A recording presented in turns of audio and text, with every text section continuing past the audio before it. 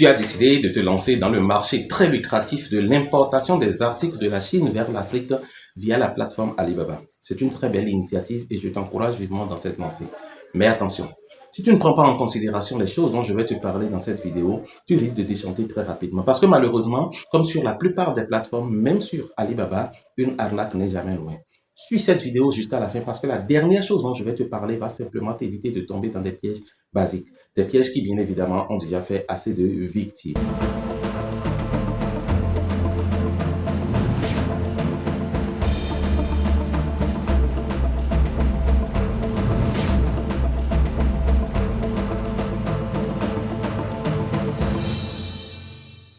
Salut à toi et bienvenue sur Insertion Pro. Ici, nous parlons de tout ce qui peut t'aider à sortir de la précarité ou du chômage, que ce soit de l'emploi salarié, que ce soit de l'entrepreneuriat, que ce soit du freelance et même des business en ligne. Tu trouveras sur cette chaîne du contenu de qualité pour te propulser vers la réussite.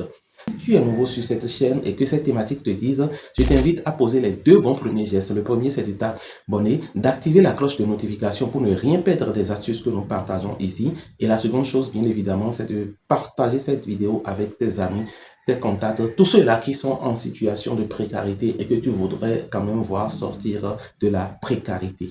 Comme je le disais en début de cette vidéo, Alibaba est donc une opportunité que les gens sont en train d'exploiter pour se faire de l'argent en Afrique. Et les 5 conseils que je vais te donner dans cette vidéo vont te permettre simplement de prendre une longueur d'avance sur tous ceux-là qui viendront après, tous ceux-là qui vont vouloir se lancer après. Parce que c'est 3 ans d'expérience au moins que je veux partager avec toi dans cette vidéo.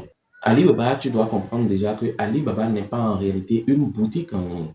Non. Alibaba est beaucoup plus que ça. Alibaba, c'est une plateforme, c'est un lieu de rencontre où nous retrouvons des acteurs aussi variés que les fournisseurs de produits et les acheteurs, ceux-là qui viennent acheter ces produits et les renvoyer vers l'Afrique. Mais avant que tu ne puisses te lancer sur cette plateforme, la toute première chose à laquelle tu dois faire attention, c'est déjà la prise en main de cette plateforme Alibaba. Comme je te l'ai dit, ce n'est pas simplement une boutique en ligne, ce n'est pas simplement une boutique où tu vas juste acheter. C'est une plateforme, c'est un ensemble de vendeurs, de producteurs, c'est un ensemble de fournisseurs que tu as sur Alibaba.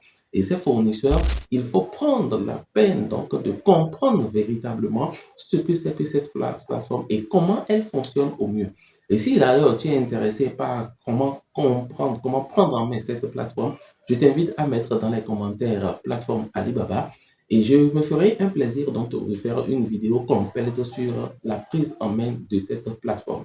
Et donc, comme je parlais de la prise en main de cette plateforme, la première chose à laquelle tu dois faire attention, c'est les fournisseurs. Oui, ce sont des gens qui en réalité sont là pour te proposer l'ensemble de produits et services sur lesquels tu dois pouvoir faire ton business, que tu vas pouvoir importer depuis la Chine.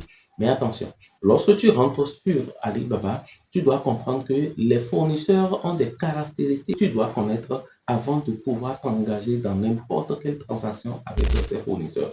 Premièrement, il faut évaluer des choses, par exemple, comme l'ancienneté du fournisseur. Il faut évaluer des choses comme la Gold Supplier, c'est-à-dire cet agrément que Alibaba fournit à ces fournisseurs-là pour dire qu'ils sont en quelque sorte des fournisseurs vérifiés. Tu dois impérativement aller voir le fournisseur dans ses avis. C'est-à-dire que il faut aller vers l'option avis du site pour pouvoir mieux jauger le fournisseur, comprendre depuis combien d'années il travaille, s'il est un fournisseur vérifié et qu'est-ce que les gens qui ont acheté bien évidemment avant toi disent de ce fournisseur-là. Si tu n'arrives pas à faire la part des choses, tu vas simplement te faire gruger. Et donc, ce sont des caractéristiques, il y a 3 caractéristiques fondamentales que tu dois prendre en considération lorsque tu veux travailler avec un fournisseur. Si un fournisseur, en priori, n'a pas ces caractéristiques, je te conseille vivement pour un début de ne pas t'engager dans une transaction avec un tel fournisseur. Deuxième conseil que je voudrais te donner, c'est d'éviter de passer de grosses commandes au début.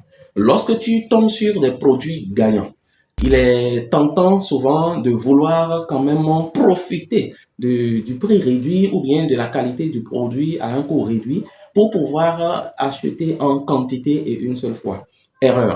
Erreur parce que la plupart du temps, lorsque tu tombes dans cette erreur, lorsque tu le fais ainsi, le fournisseur a la possibilité donc de te gruger. Le fournisseur a la possibilité donc d'intervenir sur la qualité. Tu n'auras pas les produits. Imagine, tu commandes un produit à des milliers de kilomètres de chez toi, un produit que tu vois seulement à travers un écran.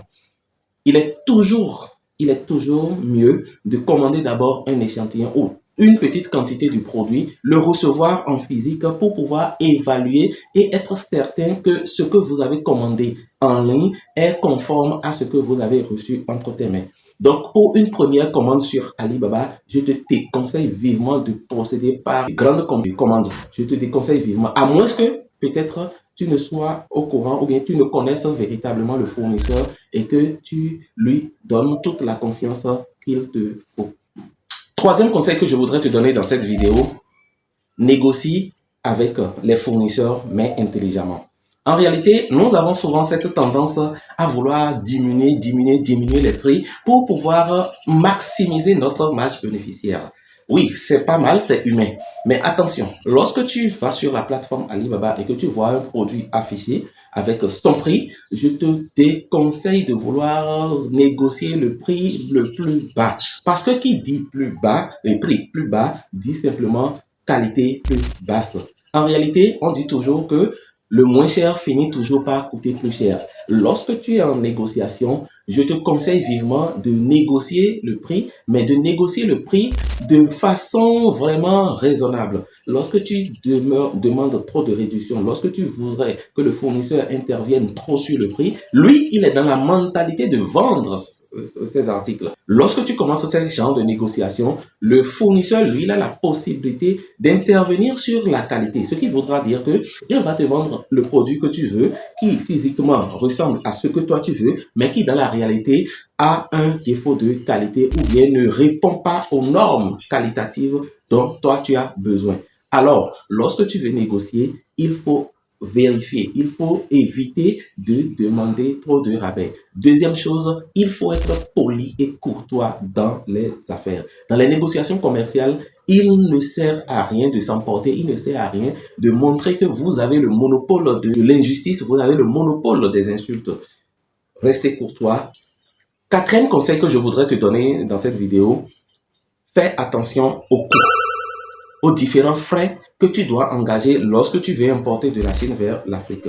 Tu dois savoir que généralement, lorsque tu veux commander ou lorsque tu commandes un produit de la Chine, pour que le produit puisse venir en Afrique, ce produit-là doit passer par des moyens de transport. Communément, deux sont le plus utilisés, que ce soit le bateau ou l'avion.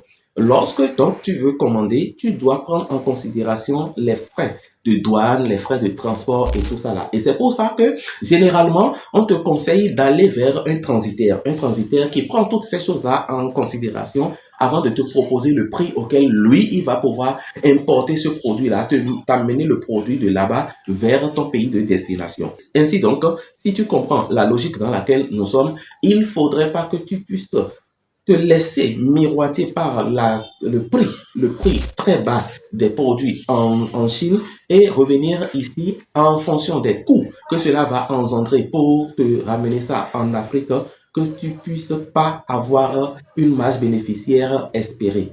Fais attention aux coûts, évalue bien les coûts avant de te lancer dans la première commande. Si tu es resté jusqu'à ce moment, c'est certainement parce que tu as besoin de ce dernier conseil. Un dernier conseil qui, comme je l'ai dit au début, va t'éviter de tomber dans des pièges basiques. De quoi s'agit-il? En réalité, lorsque tu finis de négocier, lorsque tu trouves un produit, par exemple, que tu veux importer, que tu finis de négocier avec le client et tout, et que toutes les conditions sont remplies, il y a certains clients qui vont te demander à ce que tu puisses payer ta facture en dehors de la plateforme Alibaba. Ce que tu dois éviter à tout prix. Le dernier conseil que je voudrais, c'est d'éviter de payer tes factures ou tes transactions en dehors de la plateforme Alibaba.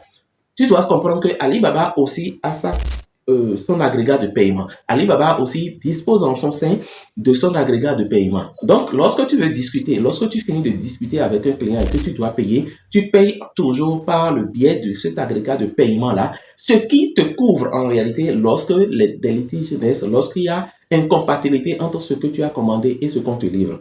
Mais lorsque un fournisseur te demande par exemple de venir en dehors de la plateforme Alibaba pour discuter, que ce soit sur WhatsApp, Instagram et tout ça, et que en dehors même de ça, il demande à ce que tu fasses ton paiement par Western Union, RIA et autres moyens, en échange peut-être d'une réduction de ta facture, je te déconseille vivement. Je te demande, lorsque cette situation se présente, simplement de changer de fournisseur. De changer de fournisseur. Ils sont des milliers sur la plateforme Alibaba et je te conseille vivement de laisser ce fournisseur et d'aller vers un fournisseur qui est d'accord pour que tout se fasse sur la plateforme Alibaba. Lorsque tu le fais ainsi et que tu tombes dans le piège, la plupart du temps, ce sont des fournisseurs qui veulent vous arnaquer, qui procèdent de la sorte. Et lorsque tu le fais et que éventuellement tu n'es plus livré, Alibaba n'aura aucun mot à dire parce que rien ne s'est passé au sein de la plateforme.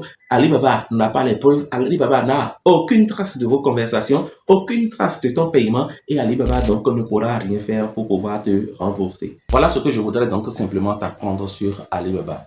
N'oublie pas, si tu as encore d'autres préoccupations, si tu as encore des choses que tu voudrais bien comprendre, mets-les-moi en commentaire et je me ferai un plaisir donc de faire une vidéo et de t'expliquer tout. D'ici là, porte-toi bien.